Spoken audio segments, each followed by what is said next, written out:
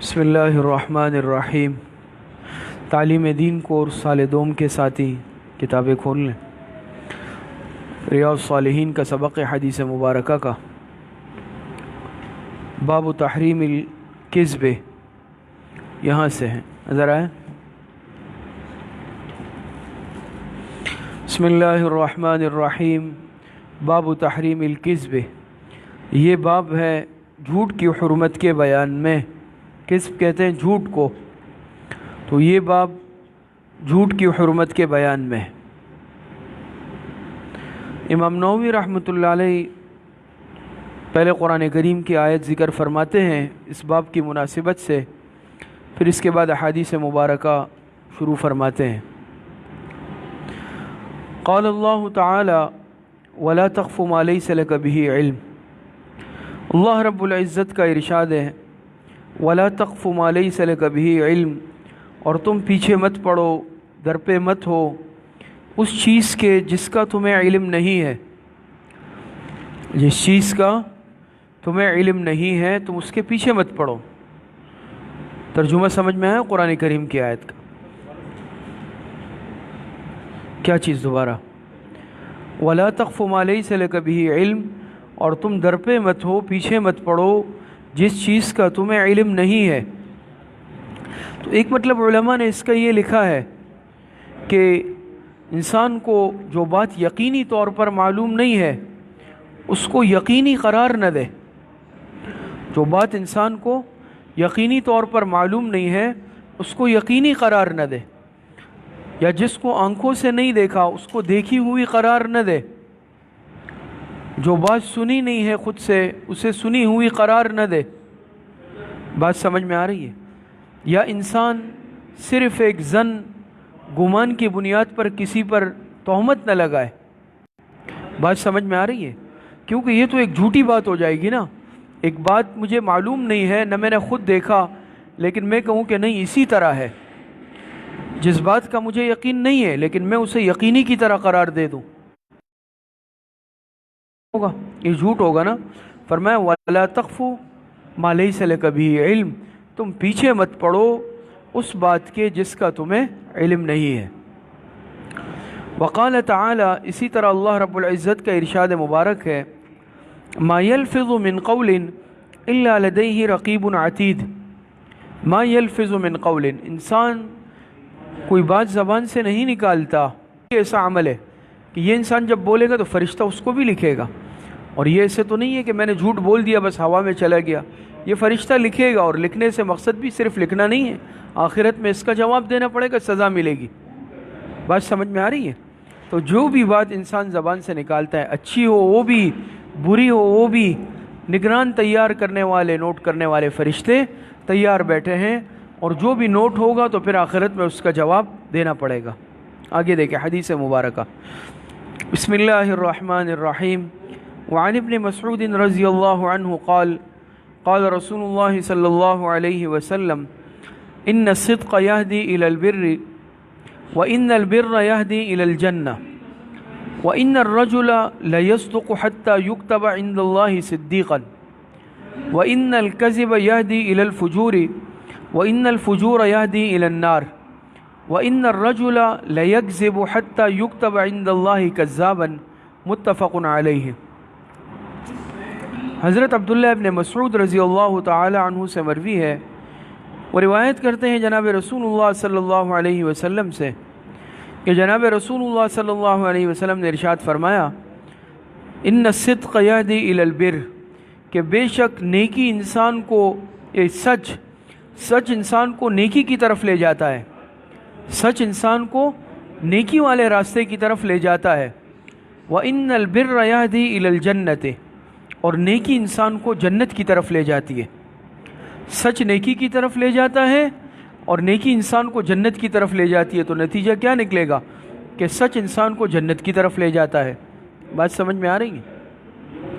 وَإِنَّ الرَّجُلَ لَيَصْدُقُ حَتَّى يُكْتَبَ عِندَ اللَّهِ صِدِّيقًا، اور بے شک ایک انسان، بندہ، وہ سچ بولتا رہتا ہے، وہ ہمیشہ سچ بولتا رہتا ہے، حتیٰ یکتب عند اللہ صدیقاً، یہاں تک کہ وہ اللہ پاک کے ہاں صدیق لکھ لیا جاتا ہے، سچا لکھ لیا جاتا ہے اللہ پاک کے ہاں، اللہ پاک کے ہاں سچوں میں شمار کیا جاتا ہے۔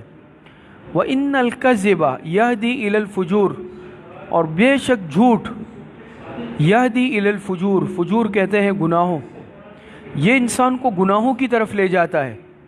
سمجھ میں آ رہی ہے؟ بر کی ضد ہے، فجور بر کی ضد ہے، بر کہتے ہیں نیکی کو، فجور کہتے ہیں گناہوں کو، برائیوں کو، اور بے شک جھوٹ یہ انسان کو لے جاتا ہے، رہنمائی کرتا ہے کس کی طرف؟ برائیوں کی طرف۔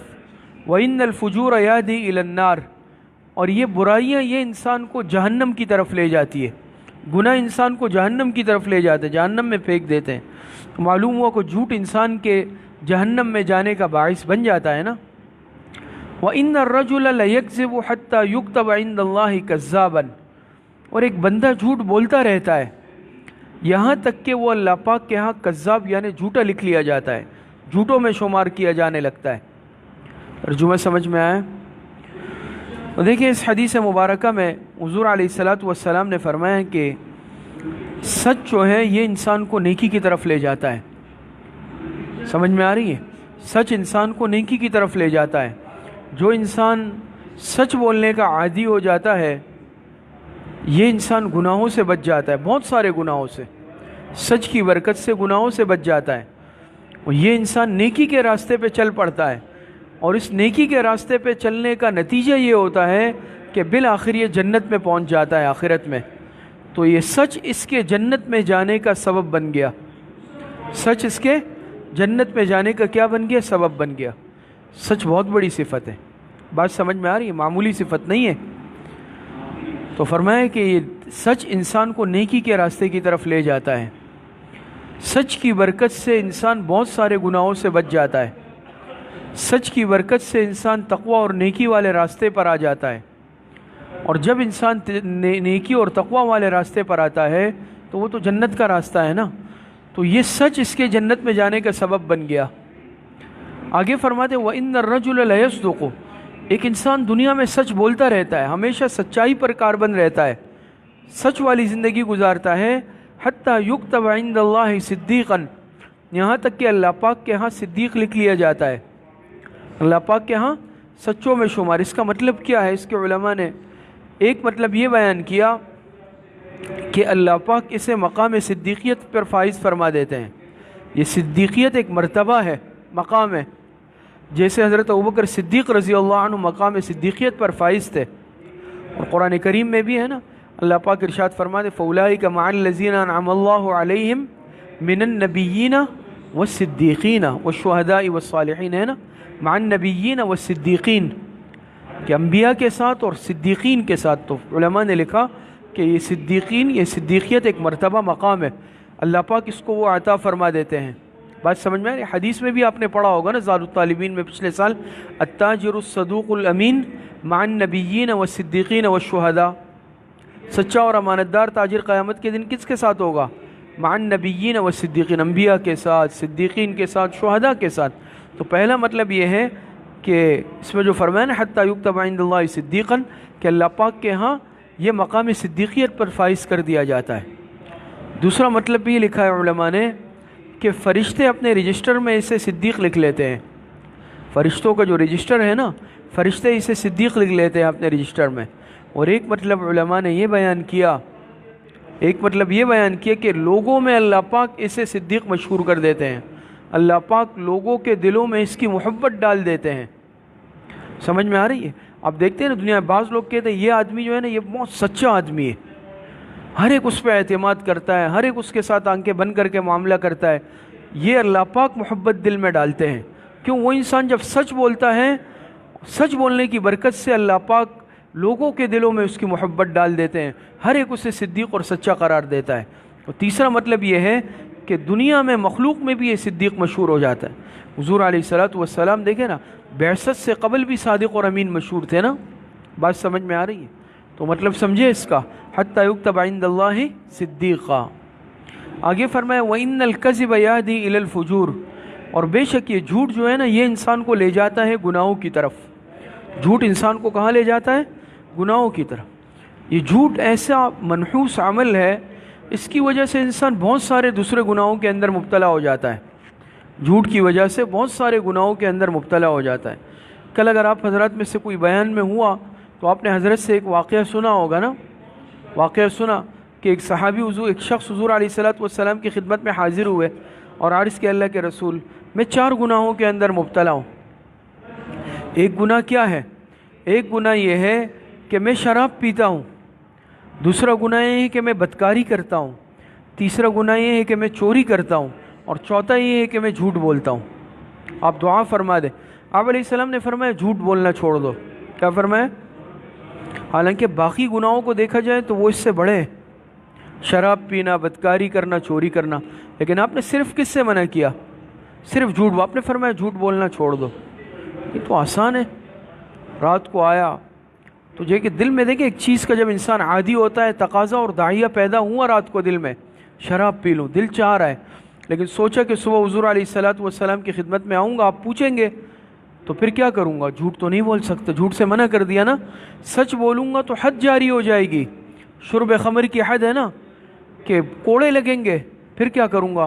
بھائی شراب نہیں پیتا ہوں، باز آ گیا، کچھ رات گزری، پھر تقاضا پیدا ہوا کہ بدکاری کرتا ہوں، دل میں بڑا داعیہ پیدا ہوا، لیکن پھر کہا صبح حضور علیہ السلام پوچھیں گے، جھوٹ تو بولنا نہیں ہے، سچ بولوں گا، حد جاری ہو جائے گی، حد جاری ہو جائے گی۔ چوری کا تقاضا بھی پیدا ہو گیا رات کے آخری حصے میں، لیکن پھر سوچا اگر چوری کروں گا صبح جھوٹ تو بول نہیں سکتا، سچ بولوں گا ہاتھ کاٹ دیا جائے گا۔ تینوں گناہ نہیں کیے۔ صبح حضور علیہ الصلوۃ والسلام کی خدمت میں حاضر ہوا اور عرض کہ اللہ کے رسول، آپ نے ایک گناہ سے منع کیا تھا، اللہ پاک نے اس کی برکت سے چاروں سے محفوظ فرما دیا۔ تو آپ اندازہ لگائیں کہ جھوٹ سے جب انسان بچ جاتا ہے، اس جھوٹ کی برکت سے اللہ پاک بہت سارے گناہوں سے انسان کو محفوظ کر دیتے ہیں۔ لیکن جو انسان جھوٹ کا عادی ہوتا ہے، پھر انسان کے لیے دوسرے گناہ کرنا آسان ہوتے ہیں۔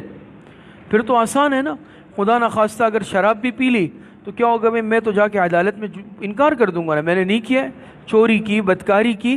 تو جب جھوٹ بولنا آسان ہے تو پھر تو کوئی مسئلہ نہیں ہے نا، میں تھوڑی سچ بولوں گا، میں کہوں گا میں نے نہیں کیا یہ کام، میں نے تو نہیں کیا، میں جھوٹ بول دوں گا۔ تو جب اس کو یہ وہ حاصل ہوتا ہے کہ بھائی چلے میرے لیے جھوٹ کا راستہ موجود ہے تو پھر میں جو بھی گناہ کر لوں۔ لیکن جب انسان جھوٹ سے نفرت کرنے لگ جائے، سچ کا عادی بن جائے، پھر یہ بہت سارے گناہ خود بخود چھوٹ جاتے ہیں۔ یہ سچ بہت بڑی صفت ہے، یہ معمولی صفت نہیں ہے، مقام صدیقیت۔ تو دیکھیں نا، فرمایا کہ وَإِنَّ الْكَذِبَ يَهْدِي إِلَى الْفُجُورِ، کہ جھوٹ انسان کو گناہوں کی طرف لے جاتا ہے۔ جب انسان جھوٹ کا عادی ہو جاتا ہے پھر انسان گناہوں کا عادی ہو جاتا ہے۔ وَإِنَّ الْفُجُورَ يَهْدِي إِلَى النَّارِ، اور برائی کا، بدعملی کا نتیجہ اور راستہ کیا ہے کہ یہ انسان کو جہنم کی طرف لے جاتا ہے، فسق و فجور۔ تو اس کا سبب کیا بنا؟ اس کا سبب بنا جھوٹ، جھوٹ بنا نا، کہ فرمایا کہ دیکھیں وَإِنَّ الْكَذِبَ يَهْدِي إِلَى الْفُجُورِ وَإِنَّ الْفُجُورَ يَهْدِي إِلَى النَّارِ أي وَإِنَّ الْكَذِبَ يَهْدِي إِلَى النَّارِ، یعنی جھوٹ انسان کے جہنم میں لے جانے کا کیا بن جاتا ہے؟ سبب اور باعث بن جاتا ہے۔ ڈائریکٹ نہیں بھی بنے تو جھوٹ کی وجہ سے انسان بہت سارے بڑے بڑے گناہ کر لیتا ہے، جہنم میں چلا جاتا ہے، اور اس کا اصل سبب پیچھے کیا بنا؟ وہ جھوٹ بنا۔ بات سمجھ میں آ رہی ہے؟ وَإِنَّ الرَّجُلَ لَيَكْذِبُ، اور ایک بندہ دنیا میں جھوٹ بولتا رہتا ہے، جھوٹ کا عادی ہو جاتا ہے، حَتَّى يُكْتَبَ عِندَ اللَّهِ كَذَّابًا، یہاں تک کہ اللہ پاک کے ہاں کذاب لکھ لیا جاتا ہے۔ اس میں بھی وہی سارے احتمالات ہوں گے کہ ایک علماء نے یہ لکھا کہ اللہ پاک کے ہاں یہ جھوٹوں میں شمار کر دیا جاتا ہے، اللہ پاک کے ہاں یہ جھوٹا لکھ لیا جاتا ہے۔ بات سمجھ میں آ رہی ہے؟ اللہ پاک کے ہاں یہ جھوٹا لکھ لیا۔ اور دوسرا جواب کیا ہے کہ یہ فرشتوں کے رجسٹر میں کذاب لکھ لیا جاتا ہے، فرشتے اسے کذاب لکھ دیتے ہیں کہ یہ انسان جھوٹا ہے۔